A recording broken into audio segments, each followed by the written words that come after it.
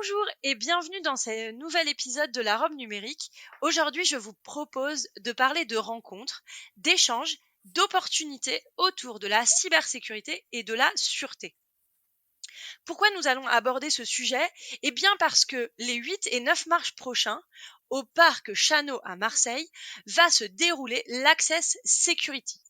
Ce salon, qui est un salon euro-méditerranéen sur la cybersécurité et la sûreté, c'est la rencontre de ce premier trimestre autour de colloques d'experts, de rendez-vous d'affaires, de workshops, d'ateliers de serious game.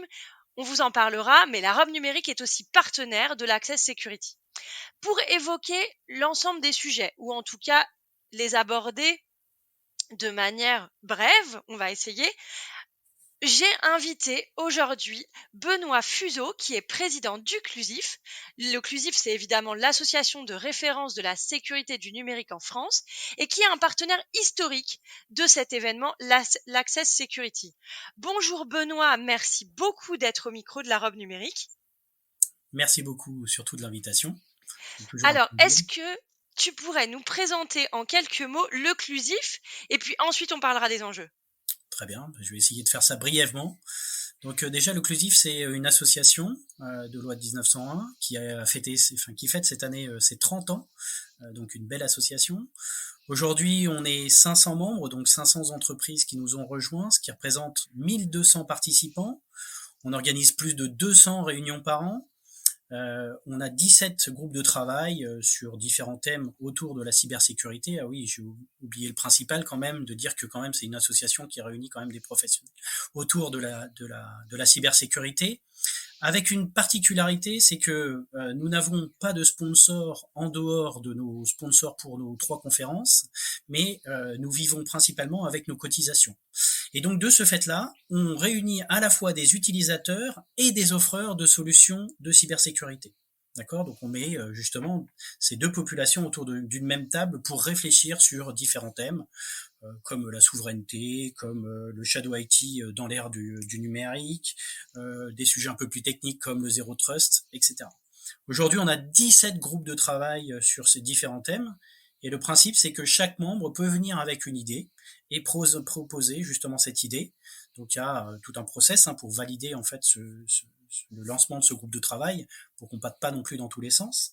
Et donc du coup, une fois que ce thème est validé, après, c'est des réunions qui ont lieu en gros une fois par mois et qui vont se dérouler entre 12 mois et 18 mois pour justement sortir un livrable.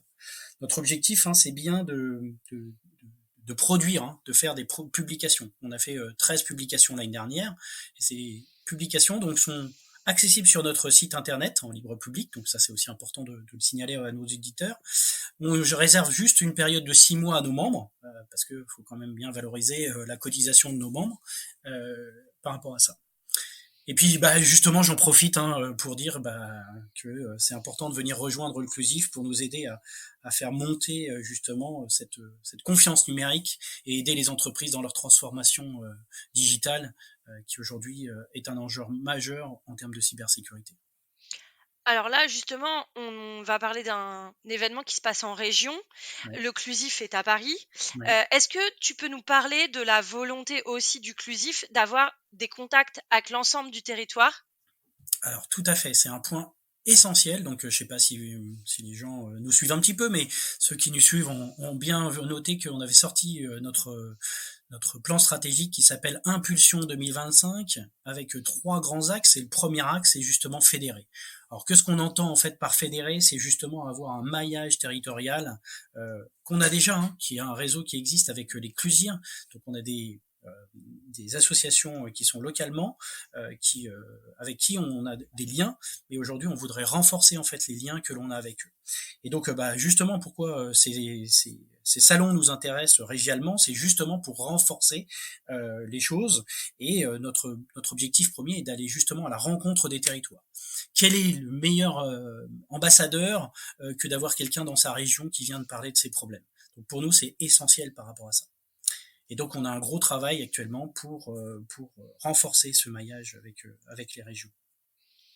Alors, donc là, par rapport au métier d'Inclusif, par rapport au sujet que vous abordez, si on revient un peu à l'Access Security, le salon qui va se dérouler à Marseille, il y a un enjeu quand même très important avant de parler des sujets de fond, c'est le recrutement.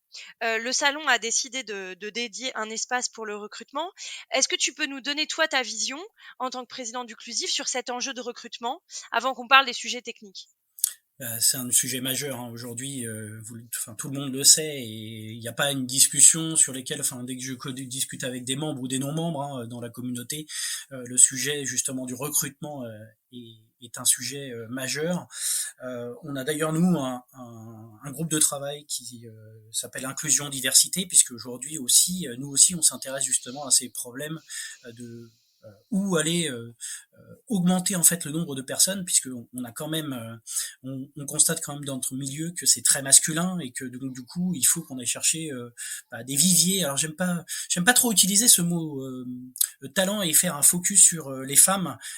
Pour moi c'est justement l'égalité, ça fait partie de ça et donc il faut qu'on soit très attentif par rapport à ça, parce que je suis toujours très gêné par rapport à l'utilisation de ça en disant euh, en fait on a besoin des femmes et en fait, moi, ce que j'aime bien dire, c'est qu'on a besoin de vous parce que vous avez une façon de voir les choses différentes des hommes, en fait.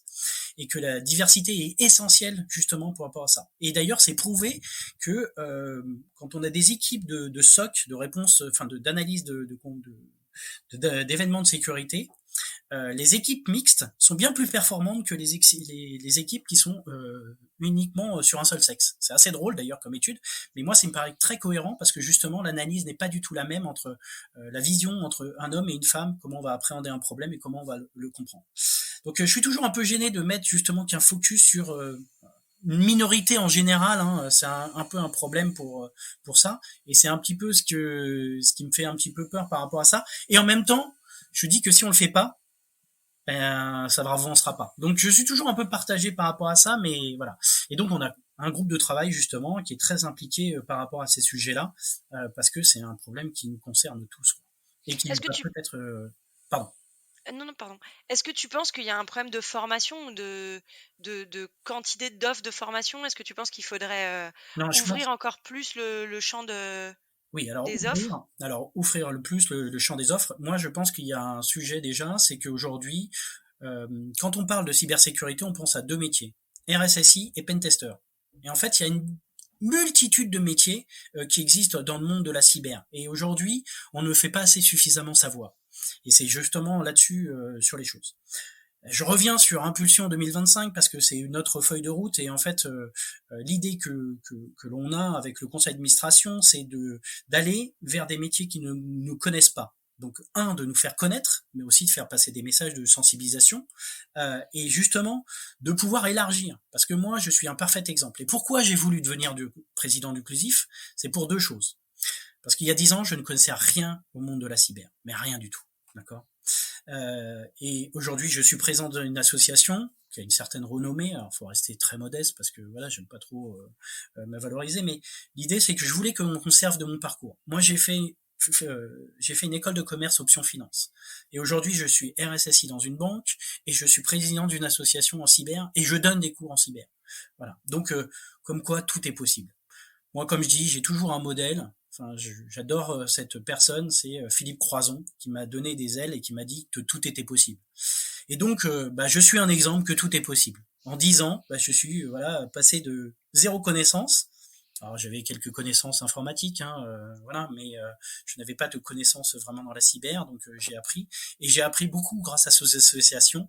Et j'incite tous les gens à participer justement à ce monde associatif. Alors bien sûr, hein, je vais faire un peu de pub pour l'occlusif, principalement inclusif, mais bon. Mais pour moi, c'est important justement de participer pour faire grandir les choses, et puis on apprend tellement de choses aussi en étant unis par rapport à ça. Et alors pour revenir juste à cette problématique de métier, c'est qu'aujourd'hui en fait, j'ai la perception qu'en fait on est mal compris en fait. Et depuis très longtemps, en fait, quand on parle de sécurité, c'est très endogène. On dit toujours qu'on est les empêcheurs de tourner en rond. On dit non aux choses. On parlait tout à l'heure pour préparer l'émission de conformité. Donc on a cet œil très voilà. Et je pense que, en tout cas moi, c'est là où je veux amener aussi l'occlusif à avoir une autre vision des choses par rapport à ces métiers-là, et peut-être justement créer des envies, des nouvelles fonctions, des nouveaux talents. Qu'est-ce que c'est? Eh ben, aujourd'hui, alors il y a un mot qui est sûrement pas très bien utilisé, en tout cas qu'on met un peu à toutes les sauces, et peut-être qu'il faudra trouver quelque chose pour parler de ça, qui est la confiance numérique. Aujourd'hui, il n'y a pas une seule entreprise qui n'a pas un projet de transformation digitale. Je n'en connais pas une seule sur ces choses-là. Et donc, j'ai pris conscience il y a quelques mois là, que justement, on avait peut-être quelque chose à faire par rapport à ça. C'est qu'aujourd'hui, cette confiance numérique, il faut qu'on arrive, nous, à être partie prenante et donc à apporter de la valeur. Et donc, du coup, on sera plus regardé de la même façon par rapport aux autres métiers et par rapport à nos dirigeants. D'accord? Donc, si on se dit que nous, hommes et femmes de la sécurité, on arrive à valoriser justement cette confiance numérique, et qu'on est partie prenante dans cette confiance numérique, on arrivera avec un discours positif. Dans le sens, et on sera donc plus entendu par nos chefs de projet, par nos développeurs, par nos clients, voilà. Parce que sans confiance numérique, cette transformation digitale ne peut pas avoir lieu. Et je pense que là, il y a une sémantique, toute une réflexion à avoir, tous ensemble dans la communauté par rapport à cette posture. Et c'est là où je voudrais amener l'occlusive, justement aller vers des métiers qui ne nous connaissent pas, d'accord? Donc c'est pour ça que le deuxième élément, c'est le développement, le deuxième axe de Impulsion 2025, c'est de développer en fait nos contenus pour aller plus près des métiers et des gens qui ne nous connaissent pas, et de vulgariser. Alors il y a eu gros travail, mais il y a encore du travail à faire sur la vulgarisation pour qu'on ne passe plus pour un domaine technique par rapport à tout ça. Et que on soit vu comme des gens qui apportons de la valeur à l'entreprise comme d'autres métiers. Et là, quand on aura réussi ça, on aura réussi notre pari. Et on le voit bien aujourd'hui, de toute façon, les gens se posent des questions. On le voit bien avec maintenant, on trouve plus que des RSSI, donc des responsables de la sécurité des systèmes d'information, mais on voit des directeurs cybersécurité, donc le mot directeur déjà, voilà. Parce que le R est un vrai sujet dans ce domaine, parce qu'on n'arrive pas à des fonctions de gouvernance suffisamment. Et quand je discute avec mes confrères, enfin voilà, au sein du CLESI, quand on discute entre membres, ce R, on se sent pas responsable. Nous, on est là pour accompagner. Et donc, c'est pas très bien traduit. Il vaut mieux être CISO, Chief Information, plutôt que responsable. Responsable de quoi? Enfin, moi, je me sens pas responsable. Je suis là pour accompagner. Et justement, accompagner pour avoir cette conférence numérique. Et je pense que quand on dit fédérer, justement aussi, ça revient à se dire on ne peut pas travailler tout seul, d'accord? Et donc il faut s'unir pour justement apporter cette confiance numérique par rapport à tout ça, quoi. Voilà. C'est beaucoup de sujets que tu évoques là, parce que dans le monde cyber, on le voit. Alors, c'est la même chose sur la partie sûreté. Peut-être que c'est intéressant de faire la différence sûreté et cybersécurité. Tu veux dire un mot là-dessus? Ouais, alors c'est pareil. C'est souvent des métiers qu'on oppose, et c'est en fait très complémentaire. Exactement. Voilà, si tu peux dire quelque chose là-dessus, ça me paraît intéressant. Enfin, voilà. Et donc du coup, voilà, ces métiers de la sûreté. Aujourd'hui, tous les métiers de la sûreté, ils ont des caméras de télésurveillance, ils ont des badges d'accès, donc ils ont des systèmes d'information. Et que ce qu'on constate, c'est que souvent, justement, chacun travaille de son côté. Alors que on doit être, encore une fois, unis par rapport à ça. Et c'est hyper important. Et de plus en plus, l'occlusif, on essaye aussi d'intervenir dans ces événements de gens qui travaillent sur la sûreté ou dans la gestion des bâtiments, parce que je vais même être un peu plus large.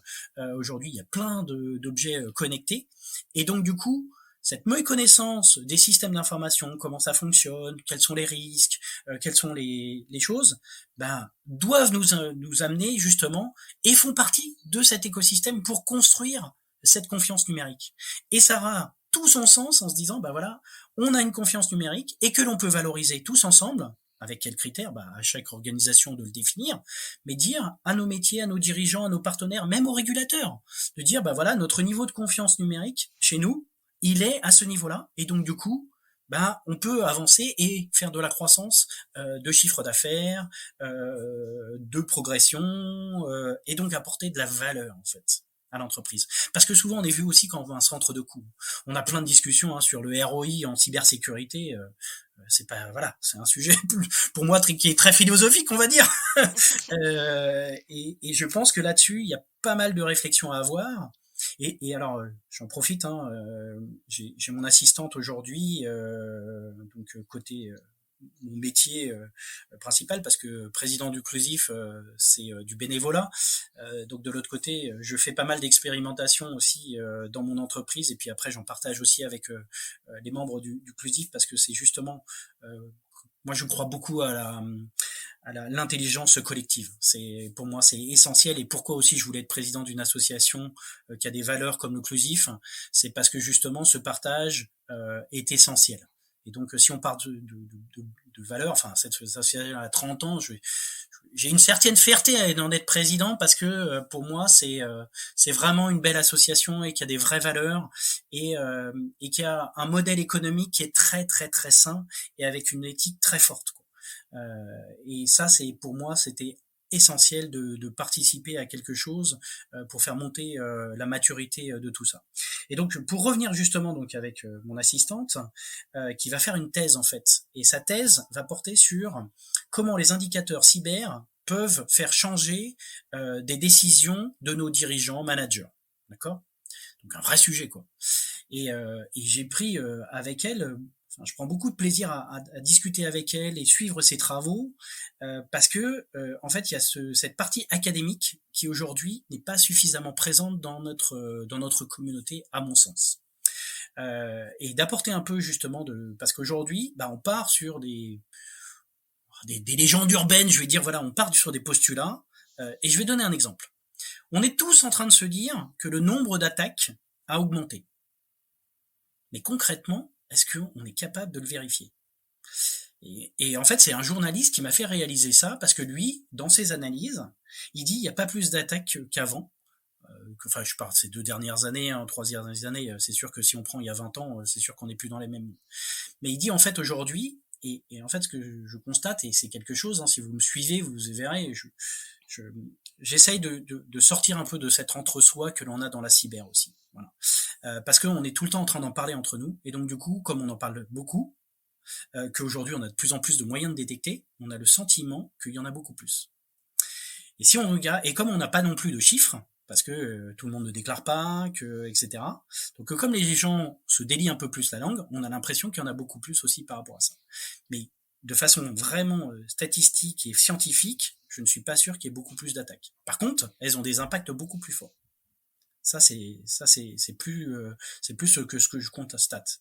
Et donc du coup voilà. Et donc l'idée c'est de travailler aussi avec des gens qui sont un peu plus académiques pour justement essayer de poser les choses sur des choses un peu scientifiques en fait, et de confronter en fait le côté réalité, enfin la vraie vie du terrain. On en parlait aussi juste avant pour préparer l'émission là. Justement ceux qui ont les mains dans le cambouis, et qu'est-ce qu'on fait vraiment et qu'est-ce qui se passe dans la vraie vie. Et puis de le côté un peu académique, pour justement confronter un peu les deux choses, et puis avancer encore une fois dans le bon sens pour faire monter la maturité, et puis se dire qu'il y a des choses qui sont possibles de faire améliorer ou de changer grâce à ces rencontres-là. En fait, ce que tu dis, c'est la méthodologie académique pour confronter le ressenti, ou en tout cas l'ambiance, et du coup mettre en place un peu ce que rappelle Étienne Klein, qui est le doute scientifique, qui est nécessaire pour poser des hypothèses et raisonner et faire avancer le sujet de manière du coup plus scientifique, plus méthodologique par rapport au ressenti qu'on peut avoir, et effectivement cet entre-soi qui entretient beaucoup un certain nombre d'idées et de... C'est exactement ça, Oriane. Tu as exactement parfaitement résumé ma pensée. Et ça, je pense que ça apportera beaucoup de valeur à la communauté. Et je pense que là, il y a un vrai sujet. Et tu vois, le Clusif, moi, j'essaye aussi qu'on augmente en fait les partenariats qu'on peut faire avec des écoles, et peut-être des écoles sur les choses. Et tu vois, à travers justement mon assistante là qui fait cette thèse, il y a quelque chose que j'ai perçu aussi, qui est sur la perception du risque. D'accord? C'est hyper intéressant cette chose sur la perception du risque. Parce que j'avais pas pris conscience de ça, et pourtant, mais parce qu'on est tout le temps dedans et qu'on en parle tout le temps entre nous, mais on prend pas forcément suffisamment de recul, et elle m'aide justement à prendre ce recul par rapport à ce que tu viens de te dire, et à remettre des doutes en fait dans notre façon d'aborder nos sujets. J'ai le parfait exemple sur justement cette appréciation du risque. Je donne des cours, hein, donc voilà, quand on avait passé avec ça, et donc du coup, donc c'est des étudiants qui sont en dernière année de master, donc qui sont en bac plus 5, donc qui ont quand même une certaine expérience, et qui sont en alternance, donc qui commencent aussi à avoir une petite expérience professionnelle, et donc voilà. Et donc quand on discutait de ça, donc je les ai un peu challengés en leur posant la question: quelle est pour vous la perception du risque cyber? Ok. Donc la plupart du temps, disent ouais, c'est important, c'est machin bidule, etc. Voilà. Et on peut faire le même exercice, je pense, dans les entreprises, et je pense qu'on aura les mêmes résultats. Et après, la deuxième question que je pose, c'est qu'est-ce que vous faites par rapport à cette perception du risque? Zéro. Exactement. Et donc, il y a bien donc quelque chose sur lesquels il faut qu'on travaille. C'est justement comment on transforme cette perception du risque en comportement, En du action. changement d'action. Voilà. Oui. Sur la perception du risque, c'est intéressant ce que tu dis. Moi, j'ai le même, la même vision dans les collectivités territoriales. On a un risque, on le connaît, on le voit, et en réalité, il y a presque une réaction d'immobilisme. Tu sais, le risque est tellement grand, et en fait, on ne sait pas par où commencer. Du coup, on reste immobile. Et donc, on s'occupe d'autres choses.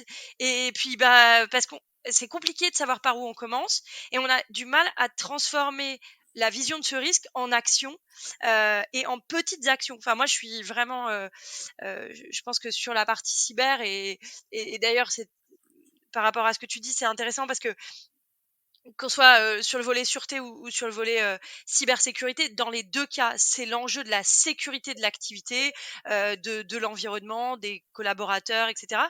Et on est souvent sur des grandes actions. On est souvent dans des grands objectifs. Alors que je pense qu'il faut avoir la technique du tout petit pas pour valoriser des actions. Et au bout de X actions, on aura un effet boule de neige positif. Ouais. Et aujourd'hui, l'entre-soi dont tu parles, qui est réel, en réalité, on est vraiment sur l'amélioration continue de la sécurité. On est sur des KPI que 3-4 personnes arrivent à lire, mais pas les autres. On est sur des budgets où en fait, on voit des grandes enveloppes, mais on voit pas ce qu'il y a dedans. Il y a un enjeu de lisibilité aussi des actions au niveau sécurité et cybersécurité, enfin sûreté, cybersécurité.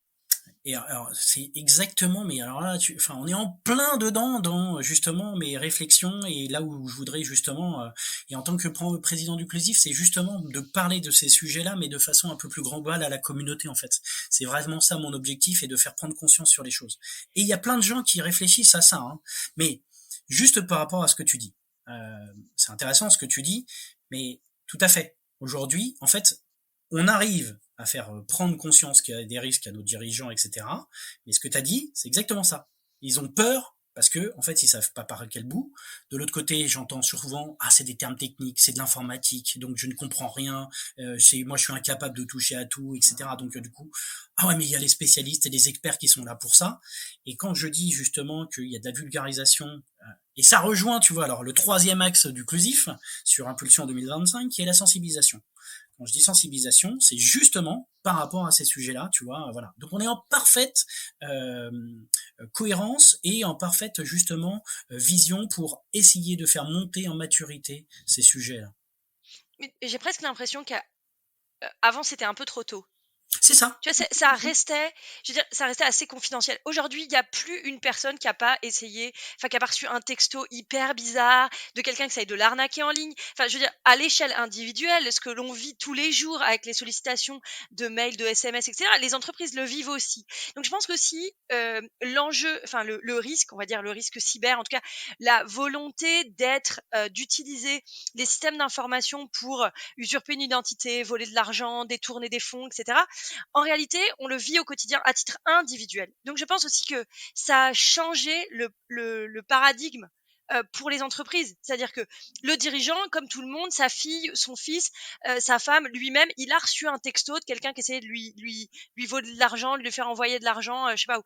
Du coup, la sensibilisation, elle se fait aussi tristement par ces actions qui sont hyper nocives et parfois qui fonctionnent et qui engendrent des milliers de vols au quotidien. Mais au final, finalement, ça sert presque la cause de la cybersécurité et de la sûreté, parce que finalement on s'en rend compte, ça le rend palpable. C'est pas un truc confidentiel, quoi. C'est moins confidentiel que ça ne l'était avant. C'est exactement ça. Je pense on arrive au bon moment en fait. La maturité a monté, la perception du risque est là. Maintenant, c'est comment on arrive à le transformer en action. Et Mais du coup, aujourd'hui, pour ça, faut qu'on soit plus dans la vulgarisation, moins dans le technique, exactement, quoi. exactement, et que on vulgarise en fait notre métier et qu'on le fasse savoir surtout. C'est surtout qu'on fasse connaître nos métiers, que l'on sache à quoi ça sert aujourd'hui. Enfin, tu le vois même dans ton milieu d'environnement de proximité. Enfin, quand les gens te posent la question, oh là là, toi tu fais un truc super informatique et souvent ça s'arrête là et en fait ils comprennent pas en fait nos métiers. Et c'est pour ça que je te dis, moi je voulais être président d'Uclusif pour être un exemple, en fait, dire bah voilà, un mec qui était en école de commerce il y a 10 ans, il est devenu président d'Uclusif, et donc faut se servir d'une image en disant bah c'est pas réservé aux écoles d'ingénieurs. Et trop souvent je trouve on voit encore dans les CV des enfin des demandes d'écoles d'ingénieurs. Pour moi, c'est pas ça qui va forcément faire une personne qui va être un bon expert en cybersécurité. Et aujourd'hui, moi, je vais même dire, je le revendique, parce que en fait, je pose des questions à des experts, et quand je comprends pas, bah, ça veut dire que pour moi, ils maîtrisent pas le sujet, ou pas suffisamment en tout cas. Et donc du coup, le fait de vulgariser et de les forcer à vulgariser pour dire voilà, et si moi j'arrive à le comprendre, je vais pouvoir l'expliquer à toute l'entreprise. Et dans la sensibilisation, c'est exactement ça. On doit parler Oui. à la fois aux dirigeants, mais à la fois aux techniciens, et même à la personne qui s'occupe de l'accueil. Voilà, que tout le monde comprenne que c'est des enjeux pour tout le monde. Et tu l'as bien dit, hein, on fait toujours, de toute façon, on se sert de la partie personnelle à la partie professionnelle. On est obligé de faire justement cette liaison, puisque aujourd'hui c'est partout. Tout le monde a reçu, comme tu l'as dit, un SMS de la carte vitale, la livraison du colis, voilà, enfin, etc., etc. Et donc on a vraiment une période où on arrive dans les changements. Et on le voit de toute façon, mais c'est encore une fois, tu vois, je participe à pas mal d'événements et justement pour justement essayer de porter tous ces sujets-là et c'est pas toujours facile, mais je m'aperçois quand même qu'il y a des réflexions qui sont très intéressantes et on parlait tout à l'heure de la position du RSSI. Mais tu vois, nous on a je pense aussi des responsabilités à avoir en disant bah voilà, que l'on soit tous d'accord sur par exemple l'organisation qui marche et que l'on recommande, c'est celle-là. Aujourd'hui, on n'a pas de consensus suffisant sur justement la structure. Les liens, par exemple, qu'il y a avec la sûreté. Tu parlais de la sûreté, c'est hyper intéressant. Aujourd'hui, c'est vraiment souvent dans les organisations deux mondes complètement séparés. Oui, Alors que alors ça que ne devrait pas. l'objectif, il est le même, en fait. Je crois que Exactement. il faut aussi, et c'est l'objet du salon, l'Access Security, c'est aussi travailler sur les éléments convergents de ces deux métiers qui finalement ont un objectif identique. Tu parlais de confiance. Et c'est le fait de donner de la confiance aux entreprises, aux utilisateurs du système d'information, mais également des bâtiments, etc. Et que du coup, il y a une cohérence. Je crois C'est ça. qu'aujourd'hui, il faut arriver dans ces métiers-là, en tout cas, à travailler vraiment sur nos aspects convergents, C'est ça. ce qui nous réunit et pas ce qui nous différencie. En finalement, aujourd'hui, on travaille sur des départements en disant oui, mais c'est pas pareil. Ok, mais qu'est-ce qui est pareil? C'est Et ça. qu'est-ce qui fait qu'ils peuvent Exactement. travailler ensemble pour avoir cette cohérence? Et de cette cohérence naît quand même une démarche plus efficace finalement sur le long terme. C'est ça. Et justement, il faut trouver des lieux de rencontre. En fait, moi, c'est ce que je voudrais en fait arriver à faire. Et c'est pour ça, enfin, j'insiste lourdement sur ce maillage territorial parce que quand tu as quelqu'un qui est local, qui connaît son environnement local, a bien plus de, de force et de persuasion que quelqu'un qui va débarquer. Alors, j'ai rien contre les Parisiens, hein, j'en suis un, donc voilà. Mais quand je suis de Paris et que je débarque à Marseille, je suis moins écouté que quelqu'un qui est Marseille, qui connaît son environnement, qui connaît ses dispositions géopolitiques, qui ont une force voilà. Par contre, le fait que l'on ait un réseau national, ça apporte aussi une force en même temps. Donc l'un ne va pas sans l'autre pour moi. C'est-à-dire que l'association locale Pour moi, il faut qu'elle ait une envergure au moins nationale, et l'inclusif, on a même une envergure internationale, puisqu'on a si plusieurs à l'étranger, quoi. En Italie, en Suisse, au Luxembourg, au Québec. Enfin voilà, donc on essaye aussi d'avoir cette vision un peu plus large sur les choses. Alors, pour l'instant, on en est encore loin de nos ambitions, enfin en tout cas des ambitions que j'aimerais donner, mais on va commencer déjà modestement par les régions en France, mais il faut essayer de voir grand, quoi. Enfin voilà, moi ce que je dis, c'est qu'aujourd'hui tout est possible et qu'il faut qu'on ait de l'ambition, quoi, et qu'on se donne vraiment des vraies ambitions. Et c'est pour ça que je voulais que l'Occlusif ait un plan stratégique pour vous donner justement cette vision de là où l'Occlusif va être dans 3 ans. En tout cas, on aura mis toute notre énergie et on se sera concentré parce que on est une association, on a 500 entreprises, ok, on a 5 salariés, mais on peut pas tout faire. Donc il faudra faire des choix. Et par contre, ce que je souhaite, c'est qu'on fasse justement des partenariats avec tous ceux qui voudront travailler, mais des vrais partenariats, c'est-à-dire qu'on a une vraie convention qui apporte de la valeur à chacune des associations ou des organisations, on va dire, sur les choses, pour que ça soit encore une fois traduit par du concret. Nous, c'est vraiment important qu'on ait du contenu, qu'on ait que l'on puisse entre guillemets mesurer entre guillemets nos actions. Voilà, moi je combats entre guillemets je vais peut-être être un peu péjoratif, je sais pas quoi, mais je veux pas de blabla, quoi. Voilà. Moi, ce que je veux, c'est vraiment qu'on apporte de la valeur et qu'on monte en maturité par rapport à ça et que l'on mène des vraies actions qui apportent du sens à toutes ces choses-là, quoi. Ok, bah écoute, merci Benoît en tout cas l'ensemble de tes propos. Je pense que c'est très inspirant et en tout cas j'espère que c'est très inspirant J'espère, hein. pour nos auditeurs. On arrive à la fin de ce podcast. J'ai 2 traditionnelles questions. À quoi as-tu envie de dire non aujourd'hui, Benoît? À quoi j'ai envie de dire non? Moi, j'aime pas le dire non. C'est mon problème, c'est que je suis pas Bah quelqu'un tu qui dis dit non à non. non alors. Je dis non à non. Non, je dis non à la réglementation, en fait. Je dis non à la réglementation C'est pas de bol. bah oui, justement, c'est pour ça que je dis non. Alors, on en a besoin hein, de réglementation, mais je trouve qu'on va trop loin et trop vite. Voilà. Donc, une des ambitions aussi que j'aimerais avec l'Occlusif, c'est qu'on fasse un peu plus de lobbying justement pour que, alors là, je me place en tant que RSSI, qu'on subisse un peu moins ces réglementations qui n'ont des fois pas de cohérence entre elles. C'est ça qui me pose problème en fait. Euh, et aujourd'hui, c'est là-dessus que c'est pour ça que j'aimerais. Enfin, on est en train de voir pour essayer aussi de travailler avec une association qui a comme cible des parlementaires. Justement ceux qui jouent sur les lois pour leur dire bah, consultez les associations avant de légiférer quoi, pour que ça apporte voilà et qu'on avance ensemble. Euh, Moi, j'avais un modèle, il est parti, hein, c'est Guillaume Poupard, l'ancien directeur général de l'ANSSI. Honnêtement, tout ce qu'il a bâti, tout ce qu'il a bâti autour de la loi de programmation militaire pour justement les OIV, tout le travail en collaboration qu'il a fait, enfin honnêtement, ça a été une vraie valeur et il a fait ça de façon intelligente, quoi. Il n'a pas brusqué les entreprises, il a pris le temps pour justement qu'on monte tous et qu'on soit tous d'accord par rapport à ça. Et le nom que je dirais, voilà, c'est le nom sur justement trop de législation.